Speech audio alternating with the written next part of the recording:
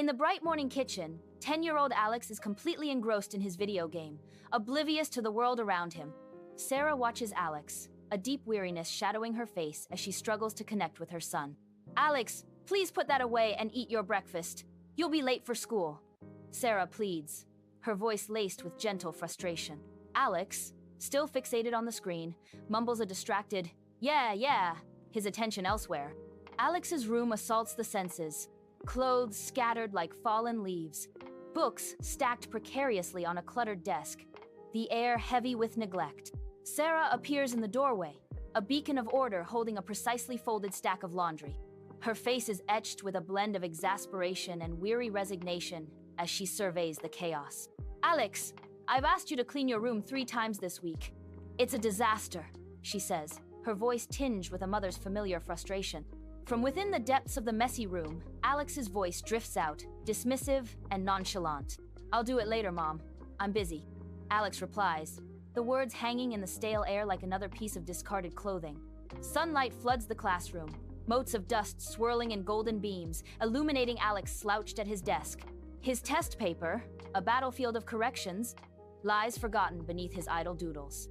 Mrs. Davis stands beside him, her face etched with concern. Her disappointment hangs heavy in the air as she addresses Alex. Alex, you're not focusing. Mrs. Davis's gaze softens slightly, a plea for change in her voice. You need to put in more effort. Alex offers no response, lost in his own world, the silence amplifying the unspoken tension. In the dimly lit living room, Sarah coughs, her face pale and drawn. Alex remains glued to the TV, oblivious to Sarah's discomfort, his eyes fixated on the screen. Sarah's voice, weak but insistent, cuts through the silence. Alex, could you get me some water, please? Alex, still captivated by the television, responds without looking away. In a minute, Mom. In the dimness of her bedroom, Sarah lies still, her face burning with fever. Through the thin walls, the cacophony of Alex's video game explosions and gunfire crashes into her fragile peace. Each blast intensifies the throbbing in her head, a painful echo of the virtual chaos. She squeezes her eyes shut, a desperate attempt to find silence and escape the relentless noise. The fevered flush on her cheeks deepens as she battles the dual assault of illness and sound. Sunlight floods Alex's bedroom, awakening him to a silent house. Alex stretches, a sense of unease creeping in as he scans the empty room. Mom? Mom? Alex calls out, his voice echoing unanswered through the quiet. A pang of fear grips Alex's heart as he realizes he is completely alone. Alex stands alone at the hospital entrance, his nervousness palpable as he fidgets with a small bouquet of flowers. His eyes dart around, betraying a deep sense of unease and vulnerability in the sterile environment. Lost in thought, he seems a fragile figure against the backdrop of the imposing hospital. The weight of unspoken fears and anxieties is etched on his face as he prepares to face what lies within. Alex steps into the Stark hospital room, the sterile scent filling his nostrils. His gaze fixates on Sarah, her pale face a stark contrast against the white sheets.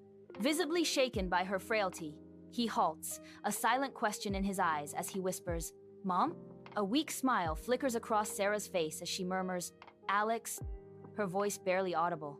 In the sterile hospital room, Alex sits beside Sarah, his grip gentle yet firm on her hand. The air is thick with the scent of antiseptic, a stark reminder of their reality.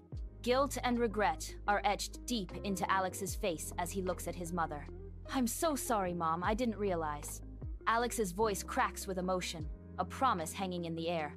I'll be better, I promise, he vows, his eyes searching hers for forgiveness. Sarah's frail hand tightens slightly as she offers a tender smile. I know you will, Alex, she whispers, her voice filled with unwavering faith. In the soft light of the hospital room, Alex tenderly guides the water to Sarah's lips, his touch gentle and reassuring. He carefully adjusts her pillows, ensuring her comfort with practiced ease. Opening his schoolbook, Alex begins to read, his voice a soothing balm in the sterile environment. Sarah's eyes are fixed on him, filled with a boundless, loving gaze. The room is filled with unspoken affection as the narrative unfolds, binding them together in quiet intimacy. In the bright kitchen, Alex stands at the sink, his soft humming filling the air as he tackles the dishes.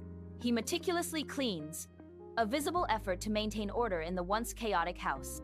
Sunlight streams through the window, illuminating the newly organized space and reflecting off the spotless surfaces. The kitchen now radiates a sense of calm and renewed hope. Bathed in the warm glow of a desk lamp, Alex sits absorbed, his face illuminated by focused determination. The room is neat and orderly, reflecting a transformation within him. He diligently works through his homework, a picture of newfound dedication. The tidy space and unwavering focus suggest a significant change in Alex's life.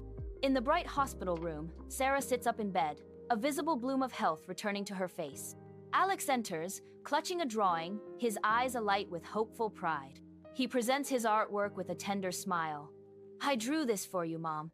Sarah accepts the drawing, her voice filled with genuine warmth. "It's beautiful, Alex." Sunlight floods the sterile hospital room as a doctor enters, his presence a beacon of hope. He approaches Sarah's bedside, his movements gentle as he begins the examination. A warm smile graces his face as he scans Sarah's charts, a silent promise of recovery. Alex watches with bated breath, his eyes reflecting a mix of hope and anxiety. The doctor's voice breaks the silence, filled with reassuring news. "Sarah, you're making excellent progress. You'll be able to go home soon," he adds, his words a soothing balm to their weary hearts. Back home, Sarah enters, a wave of relief washing over her as she steps through the doorway. Alex stands nearby, his face etched with concern and love as he carefully helps Sarah settle in. "I'm so glad you're home, Mom," Alex says, his voice full of heartfelt emotion. Sarah looks at Alex, her eyes reflecting a mix of gratitude and weariness. "Me too, Alex. Me too," she whispers, finding solace in her son's presence and the familiar comfort of home. In the softly lit living room, Alex and Sarah sit together, books in hand, sharing a quiet moment. Alex leans contentedly against Sarah, a visible sense of peace enveloping him. Sarah's arm gently encircles Alex, her touch radiating warmth and affection. A sense of deep gratitude shines in Alex's eyes as he rests beside his mother. Love and pride emanate from Sarah as she holds her son close, their bond palpable. The room glows with the unspoken language of love and belonging, a sanctuary of familial warmth.